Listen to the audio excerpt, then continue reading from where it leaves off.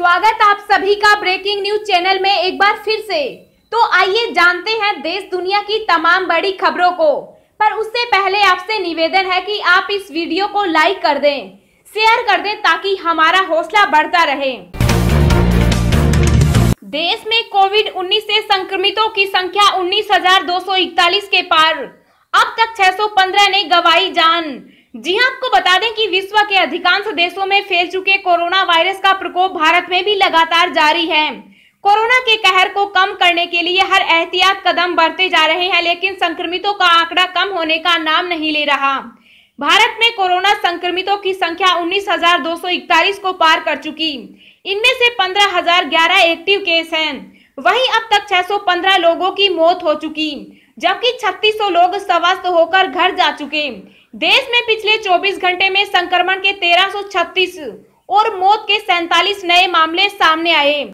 Corona से सबसे गंभीर रूप से प्रभावित महाराष्ट्र में संक्रमितों की संख्या में एक दिन में 463 की वृद्धि दर्ज की गई और कुल आंकड़ा 4,666 पर पहुंच चुका। पिछले 24 घंटे के दौरान राज्य में 9 और लोगों की मौत के बाद इस महामारी से मरने वालों की संख्या बढ़कर 232 हो गई। राज्य में 572 संक्रमित मरीज ठीक हो चुके। संक्रमितों की संख्या के मामले में दूसरे स्थान पर देश की राष्ट्रीय राजधानी दिल्ली है, जहां पिछले 24 घंटे में 78 नए मामले दर्ज किए जाने के कारण अब तक कुल 2081 लोग इस महामारी से संक्रमित हुए तथा इस दौरान 2 और लोगों की मौत के बाद मृतकों की संख्या बढ़कर 47 हो गई। राजधानी में कुल 431 मरीजों को उपचार के बाद अस्पताल से छुट्टी दे दी गई। इसके बाद गुजरात में संक्रमितों की संख्या में वृद्धि देखी गई। यहां 196 नए मरीजों के साथ 266 संख्या हो गई और 8 लोगों की मौत के बाद मृतकों की संख्या 77 पर पहुंच गई। दुनिया भर में कोरोना वायरस की वजह से कुल 1,72,321 लोगों की जान जा चुकी, जबकि वायरस से संक्रमित लोगों की संख्या 25 लाख हो गई। इनमें एक्टिव केस 16,70,000 और खुशी की बात यह है कि अब तक 6,60,114 लोग ठीक हो चुके। अमेरिका में वायरस की वजह से अब तक 8 लाख लोग संक्रमित हो चुके, जबकि 43,000 लोगों की मौत हो चुकी। फ्रांस में भी कोरोना वायरस की वजह से मरने वालों की संख्या 20,270 हो गई। अमेरिका, इटली और स्पेन के बाद फ्रांस चौथा देश है जहां कोरोना संक्रमण की वजह से 20,270 से ज्यादा लोगों की जान जा चुकी।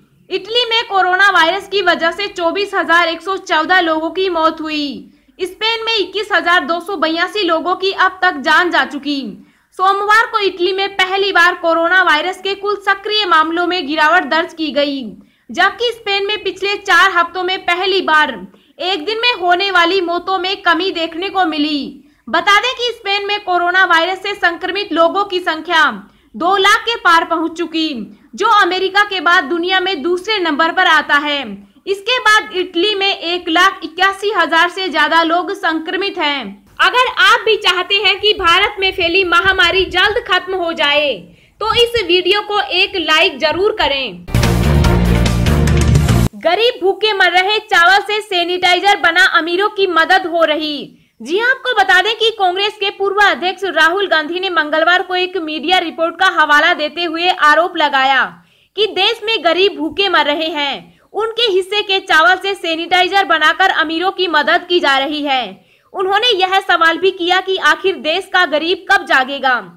गांधी ने एक खबर शेयर करते हुए ट्वीट किया, आखिर हिंदुस्तान का गरीब कब जागेगा? आप भूखे मर रहे हैं और वे आपके हिस्से के चावल से सैनिटाइजर बनाकर अमीरों के हाथ की सफाई में लगे हैं।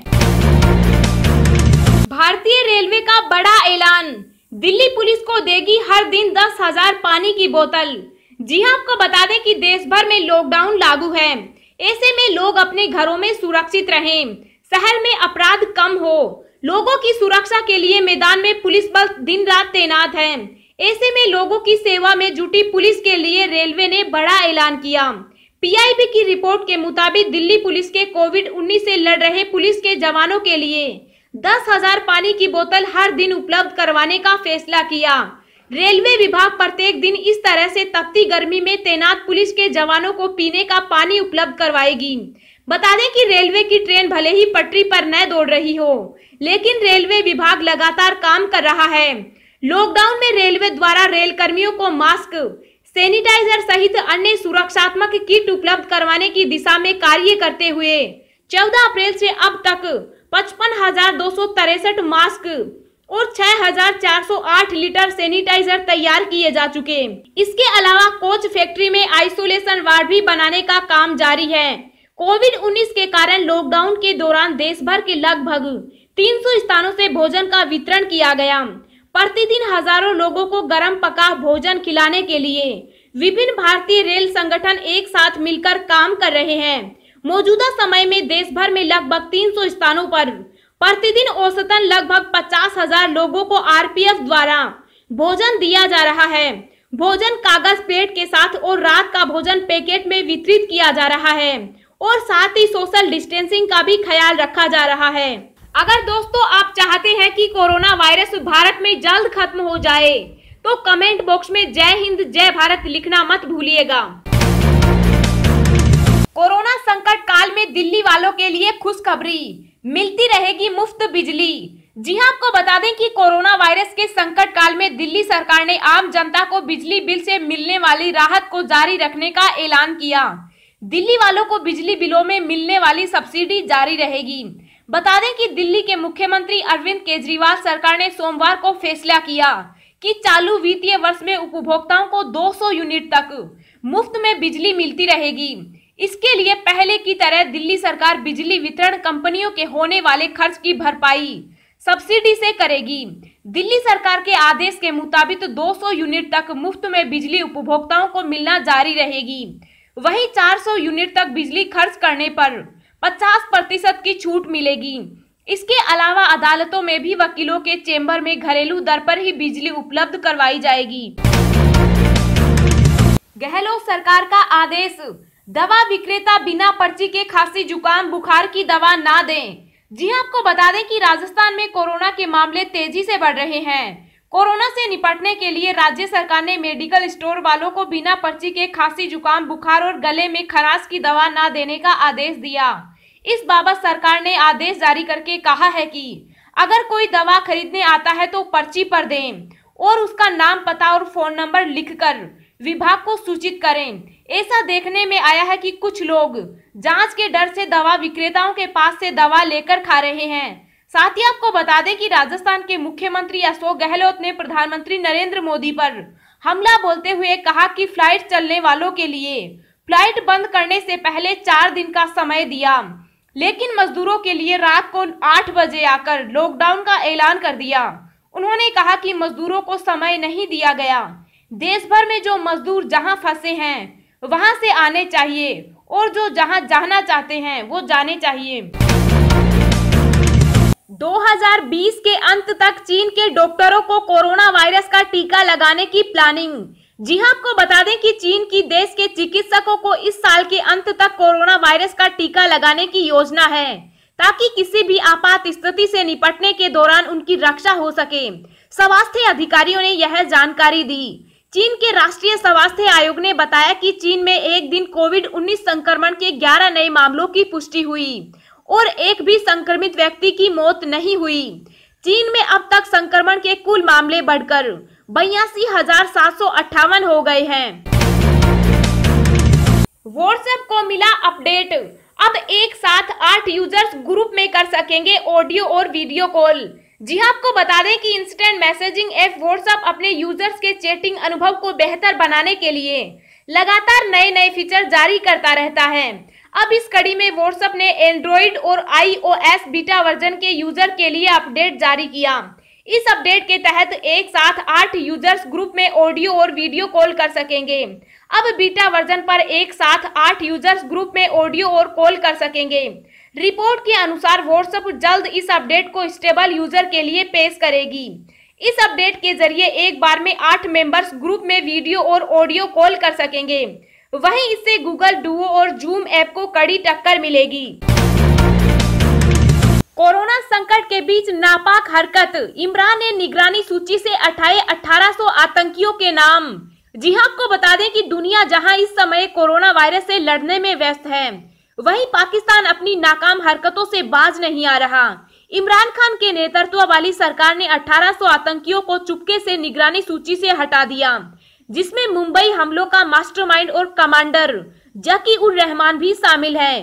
पाकिस्तान ने यह कदम ऐसे समय पर उठाया जब वैश्विक एंटी मनी लॉन्ड्रिंग संस्था वित्तीय कार्रवाई कार्यबल ने उसे आतंकियों के खिलाफ कार्रवाई करने के लिए एक नई समय सीमा दी है।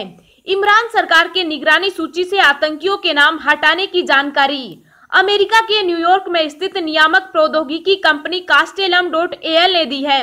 कंपनी के अनुसार 18 महीनों में से इसमें मौजूद नाम घटकर 3800 रह गए हैं। अब हम आपको अगले 24 घंटों के संभावित मौसम पूर्वानुमान के बारे में बता रहे हैं। अगले 24 घंटों के दौरान गंगीय पश्चिम बंगाल, उत्तरी ओडिशा में कई जगहों पर मध्यम से भारी बारिश होने और बादलों की गर्जना के साथ तेज हवाएं चलने तथा बिजली गिरने की आशंका है। पूर्वोत्तर राज्य, उप हिमालय, पश्चिम बंगाल, सिक्किम, बिहार के पूर्वी भागों, पूर्वी झारखंड, केरल के कुछ हिस्सों, तटीय कर्नाटक में गरज के साथ हल्की से मध्यम बौछारें गिर सकती हैं। जम्मू कश्मीर, हिमाचल प्रदेश और उत्तराखंड में कुछ स्थानों पर गरज के साथ हल्की बारिश हो सकती है। पूर्वी उत्तर प्रदेश, छत्तीसगढ़, उत्तरी तटीय आंध्र प्रदेश, आंतरिक कर्नाटक में एक दो स्थानों पर वर्षा के आसार हैं। देश के उत्तर पश्चिमी और मध्यम भागों में दिन के तापमान में 2 से 3 डिग्री सेल्सियस की वृद्धि होगी। पेट्रोल डीजल की कीमत में नहीं हुआ बदलाव, जानिए आज के ताजा भाव। जी हां, आपको बता दें कि पेट्रोल डीजल की कीमतों में काफी दिनों से कोई बदलाव नहीं हो रहा। दिल्ली में पेट्रोल 69.59 रुपए प्रति लीटर की दर से बिक रहा है। मुंबई में 76.31 रुपए प्रति लीटर, कोलकाता में 73.30 रुपए प्रति लीटर और चेन्नई में 72.28 रुपए प्रति लीटर है। डीजल की बात करें तो दिल्ली में डीजल की कीमत आज 62.29 रुपए प्रति लीटर है। मुंबई में डीजल 66.21 रुपए, कोलकाता में 65.62 रुपए प्रति लीटर है। चेन्नई में डीजल 65.71 रुपए प्रति लीटर है।